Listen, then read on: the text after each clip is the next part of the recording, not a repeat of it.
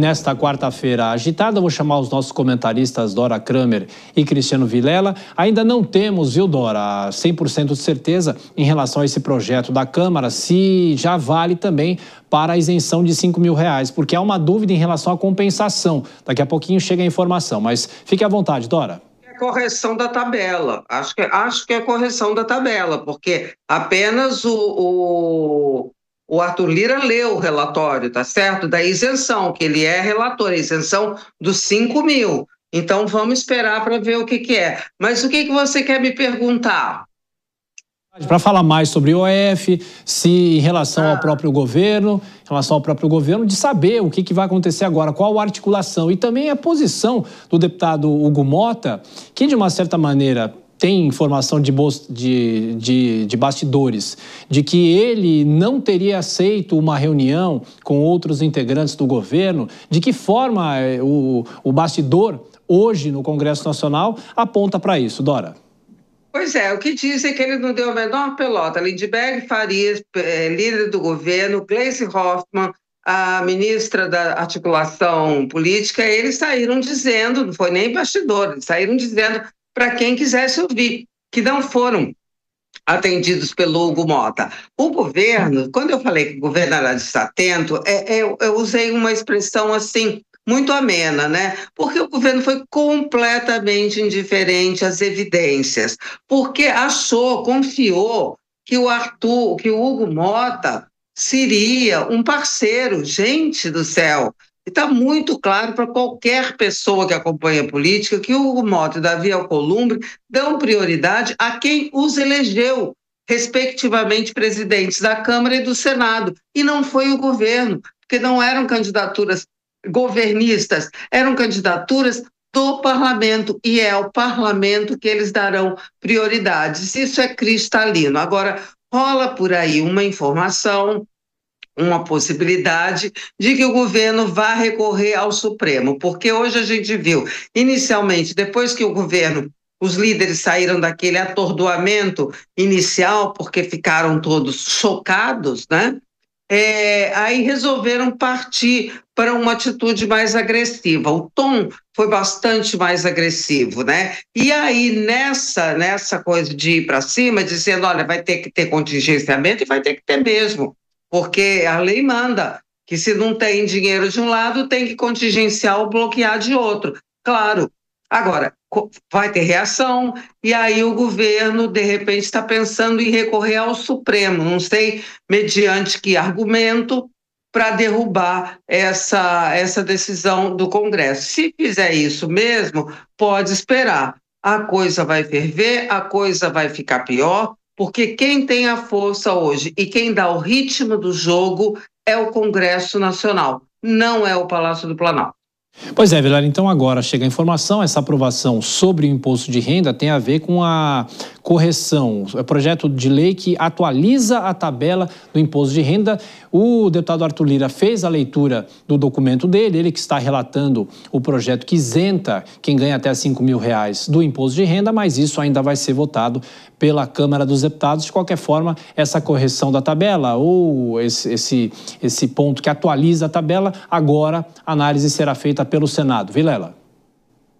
Exatamente, Thiago. O que não demonstra, portanto, uma vitória do governo, haja vista que se tratava de um tema de consenso dentro do parlamento. De fato, já foi feita a aprovação no ano anterior de que a isenção do imposto de renda para quem ganha até 2 salários mínimos, naturalmente tendo havido esse aumento no salário mínimo, deve acompanhar, e foi acompanhado inicialmente esse aumento através de uma MP, e que agora ele vem aprovado. O fato é que o governo realmente ele não demonstra a menor capacidade de dialogar e de articular com relação ao parlamento. E o parlamento, ele tem altivez. O parlamento, naturalmente, não pode ser tratado de uma forma submetida pelos interesses e pelo discurso do governo. O governo não pode encaminhar determinadas decisões, determinados projetos com aquele discurso do bem contra o mal, do nós contra eles, do rico contra o pobre, e querer que o Congresso Nacional engula isso a frio. Não, o Congresso Nacional ele se posiciona, e o fato é que hoje, se olharmos a fotografia do Congresso Nacional, vamos ver um governo absolutamente enfraquecido, os setores que apoiam o governo, aqueles partidos mais à esquerda, que tradicionalmente apoiam o governo, dariam mais votos, inclusive, do que o governo teve nesse episódio envolvendo o IOF. Então, demonstra, de fato, que, inclusive, dentro do seu quintal, o governo talvez não consiga a maioria em temas caros como esse. E, mais uma vez, sofre uma derrota acachapante. Ou o governo muda sua forma de agir com o parlamento,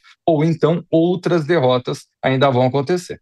Para falar mais sobre o embate entre o governo e o Congresso Nacional, nosso entrevistado agora é o deputado Joaquim Passarinho, do PL do Pará, presidente da Frente Parlamentar do Empreendedorismo. Tudo bem, deputado? Sempre bom receber o senhor aqui. Bem-vindo, boa noite. Boa noite a todos. Muito obrigado pelo convite. Deputado, então só para esclarecer a nossa audiência, em relação ao imposto de renda, não é ainda a isenção do imposto de renda para quem ganha até R$5.000? É uma correção da tabela, é isso? Isso, a correção até 2 salários mínimos. É antigo, já está em vigor, só precisa ser ratificado pela Câmara e pelo Senado. Aquela outra isenção até R$5.000 ainda está sendo elaborado o relatório pelo ex-presidente Arthur. Deputado, e sobre essa derrota do governo, a gente acompanhou a sessão durante toda a tarde, começo da noite aqui na Jovem Pan. De uma certa maneira, o que representa a força do Congresso Nacional em relação ao Executivo? A gente até destacava aqui que desde 92 o Congresso Nacional não derrubava um decreto presidencial. O que isso representa? O que é possível esperar dessa Câmara? É possível costurar um outro acordo com o governo? Será que o governo dessa vez vai tentar costurar de forma mais ampla algum acordo com o governo? Que leitura política é possível fazer desta quarta-feira, deputado? Olha, eu acho que a análise de vocês aí da Jovem Pan foi muito coerente, né? O governo não dialoga com a Câmara, não dialoga com a sociedade como um todo. Então, o governo inventa dentro de 4 paredes um certo equilíbrio fiscal, que ele esquece que, quando você equilibrar suas contas, você tem 2 vertentes. Uma de arrecadação, e o governo vem batendo recorde de arrecadação, mas a outra vertente é da economia, da eficiência do gasto, de acabar com o desperdício.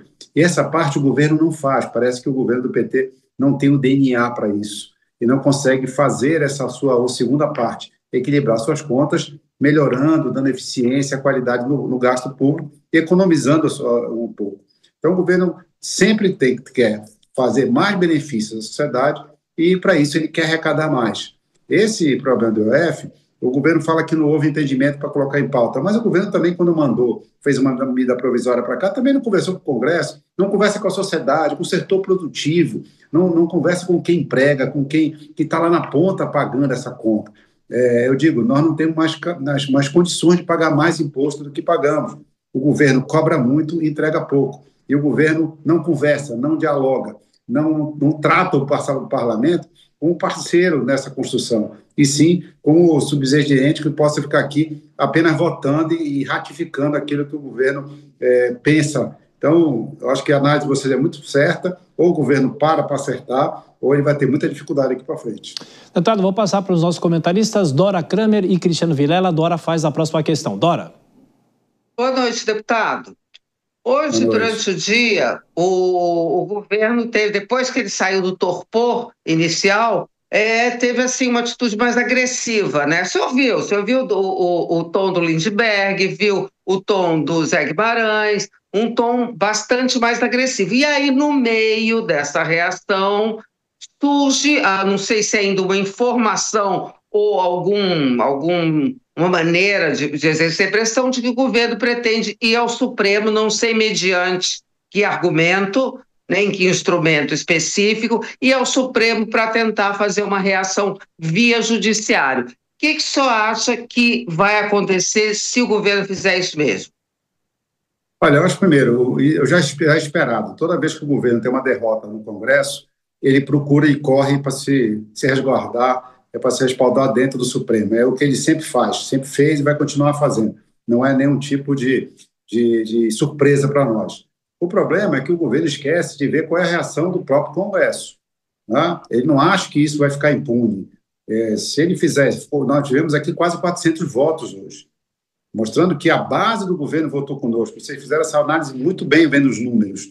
O governo está votando junto conosco nessa situação. porque essa situação econômica, a situação de aumento de impostos, ele passa por cima de acordos políticos, ele vai para cima da vida pessoal de cada um, da sua base, do seu eleitorado, né, que não vai aceitar isso. Então, o governo pode ir, como sempre fez, mas se ele conseguir algo contra a decisão do Congresso, tenha certeza que ele vai ter mais problemas daqui para frente. Acho que o governo devia, ao contrário, ver o recado, ver o que nós estamos dizendo, o que o Congresso está mostrando para ele, tentar mudar a sua forma e não afrontar o Congresso mais uma vez.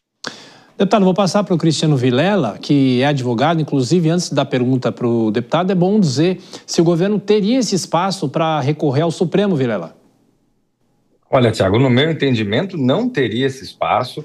O argumento que se colocou no dia de hoje seria de tentar criar um paralelo com aquela questão da desoneração, que era um tema totalmente diferente, era uma lógica diferente. Naquele contexto, o parlamento, vamos dizer assim, criava despesas, né? Acabava diminuindo determinadas receitas. Agora nós temos o contrário, quer dizer, nós temos o governo criando de uma forma inadequada despesas, gasto ou impostos, né? Algo que, de fato, não é compreensível, não é aceitável para o Congresso Nacional, que é quem eventualmente teria a competência através da legislação. Então, eu vejo nesse sentido que uma tentativa do ponto de vista jurídico, não político, o deputado já colocou bem essa questão, mas do ponto de vista jurídico eu vejo que seria uma medida absolutamente inadequada.